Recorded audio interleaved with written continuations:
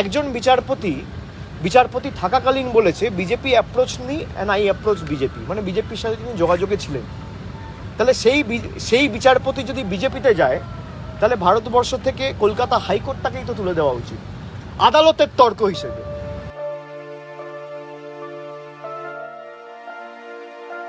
একই কথা বলছেন তৃণমূল কংগ্রেসের সাংসদ, যিনি নাকি দেশের রাষ্ট্রপতির সামনে দেশের সমস্ত মানুষকে সাক্ষী রেখে ঈশ্বরের নামে শপথ নিয়েছিলেন দেশের সংবিধানকে মেনে চলবেন।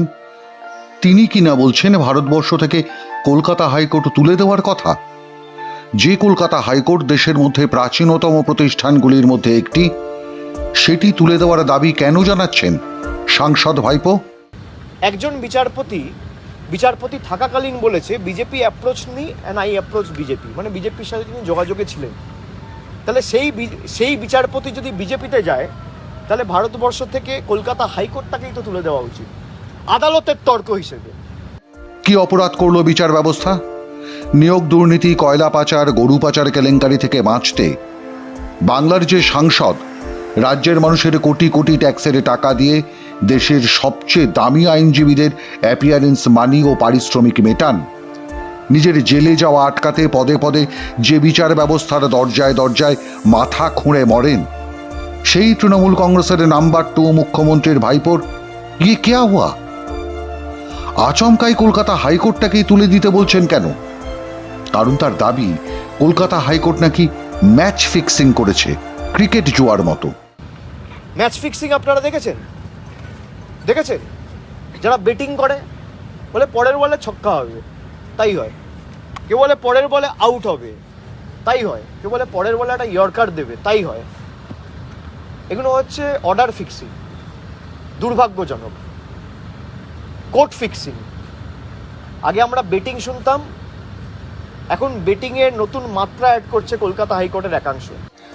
প্রশ্ন হলো, এই ভাষায় দেশের প্রাচীনতম হাইকোর্টকে এবং তার বিচারপতিদের আক্রমণ করবার কোনো এখতিয়ার একজন সাংসদের আছে কিনা? আমি কিংবা আপনি এর থেকে আরো নরমতর ভাষায় আদালত বা বিচারপতিদের বিরুদ্ধে মন্তব্য করলে আমাদের নিশ্চিত স্থান হতো জেলখানায়। সেখানে দেশের সংবিধানকে সাক্ষী রেখে শপথ নেওয়া একজন সাংসদ কি করে এমন ভাষায় বিচারপতি এবং আদালতকে আক্রমণ করতে পারেন? নাকি বাংলায় পিসি ভাইপোর রাজতন্ত্র কায়েম করতে চাইছেন অভিষেক বন্দ্যোপাধ্যায়? আর ঠিক এই প্রশ্নটাই তুলেছেন বিভিন্ন আইনজীবীরা। এই প্রাইমারি দুর্নীতি, আপার প্রাইমারি দুর্নীতি, 9, 10, 11, 12 এবং সম্প্রতিতম এসএসসি অর্থাৎ 9 থেকে 12, এই দুর্নীতির খবর তৃণমূল কংগ্রেস জানতো না। কোর্ট যখন বারবার বলেছিল এদেরকে তথ্য দাও, কাগজ দাও, এরা দেয়নি, এরা চেপে গেছে। কারণ অযোগ্যদের বাঁচানোর জন্য এরা চেষ্টা করছিল যাতে দুর্নীতিগ্রস্ত শিক্ষকরা বেঁচে যায়, যাতে যোগ্যদের ঢাল হিসেবে দাঁড় করিয়ে এদেরকে বাঁচানো যায়। সেই চেষ্টা বরাবর এরা করে গেছে। আজকে অভিষেক বন্দ্যোপাধ্যায় বলছে কোর্ট তুলে দেওয়া উচিত। সত্যি তো তিনি বলবেন, কারণ পশ্চিমবঙ্গে যখন অ্যাডমিনিস্ট্রেশন ফেল করে, যখন এক্সিকিউটিভ কাজ করে না, মানুষের একমাত্র ভরসার জায়গা হলো হাইকোর্ট এবং পশ্চিমবঙ্গের অন্যান্য কোর্টগুলো।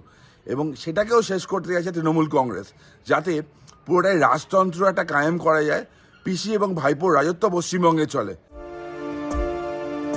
তবে কাহিনীর এখানেই শেষ নয়। তৃণমূল যুবরাজের দাবি তিনি এবং তার দল নাকি যোগ্য চাকরি প্রার্থীদের পাশে আছেন, আর সে কারণেই সুপ্রিম কোর্টে যাচ্ছে এসএসসি, রাজ্য সরকারের শিক্ষা দপ্তর ও মধ্য শিক্ষা পর্ষদ। এতদিনের অভিজ্ঞতা থেকে আমরা বাংলার মানুষেরা জানি, অভিষেক মনু সিংভি, কপিল সিব্বল, মুকুল রোহতগির মতো দেশের সবচেয়ে নামি দামি আইনজীবীদের এবার নামানো হবে সুপ্রিম কোর্টে আমাদের ট্যাক্সের টাকায়। যাদের চাকরি গেছে আমি তাদের অনুরোধ করব, যারা যোগ্য আমি তাদের অনুরোধ করব যে আপনারা বিব্রত হবেন না, বিরত হবেন না। দলগতভাবে তৃণমূল কংগ্রেস সর্বশক্তি প্রয়োগ করে আপনাদের পাশে ছিল, আছে এবং থাকবে। কারোর চাকরি আমরা যেতে দেবো না, বিশেষ করে মেধাযুক্ত যারা।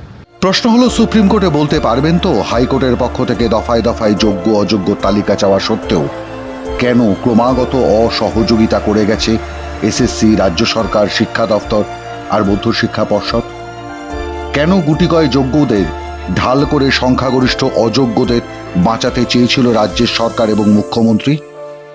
কারণ কলকাতা হাইকোর্টের ডিভিশন বেঞ্চের রায় স্পষ্ট লেখা আছে, চাল থেকে কাঁকড় বাছাই করতে পারছি না ক্রমাগত রাজ্য সরকার ও এসএসসির অসহযোগিতার কারণে। বলতে পারবেন তো কিভাবে নষ্ট করা হয়েছে ওয়েমার শিট, কিভাবে নষ্ট করা হয়েছে ওয়েমার শিটের মিরর ইমেজ? এবং ঠিক এই প্রশ্নগুলিই তুলেছেন আইনজীবী তরুণজ্যোতি তেওয়ারি। এর লোকটা আমাদের জনপ্রতিনিধি, ভাবতেও লজ্জা করে। অবিলম্বে এরকম একটা গুন্ডা মস্তানকে জেলে ভরা উচিত।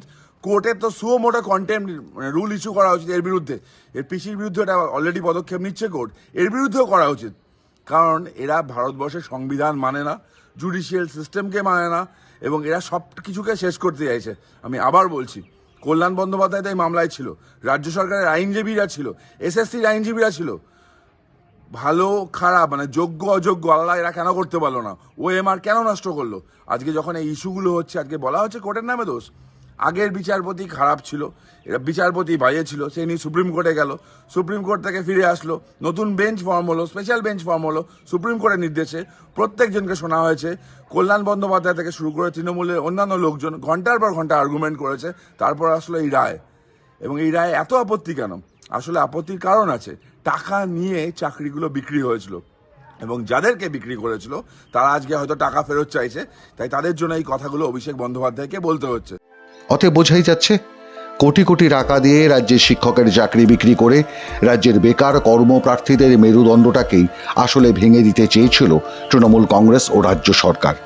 উদাহরণ তৈরি করতে চেয়েছিল শাসক দলের তল্পিবাহক হয়ে অনৈতিকতার পথে হাঁটলেই চাকরি মিলবে, আর অনৈতিক পথে চাকরি পাওয়া শিক্ষকরা কোনোদিন মাথা উঁচু করে সরকার বা শাসক দলের বিরোধিতা করতে পারবেন না, শিক্ষাও দিতে পারবেন না তাদের ছাত্রছাত্রীদের প্রশ্ন করার। কলকাতা হাইকোর্ট সেই মমতা অভিষেক কোম্পানির অসৎ উদ্দেশ্যটাকেই ব্যর্থ করে দিয়েছেন। সে কারণেই বাংলায় এখন সেই পুরনো প্রবাদটা আবার সামনে আসছে, চোরের মায়ের বড় গলা। এখন অবশ্য এখানে চোরের ভাইপোর বড় গলা বলা উচিত কিনা সেটা আপনারাই বলবেন। জানান আপনাদের মতামত কমেন্ট সেকশনে। মাধ্যম ব্যুরো রিপোর্ট।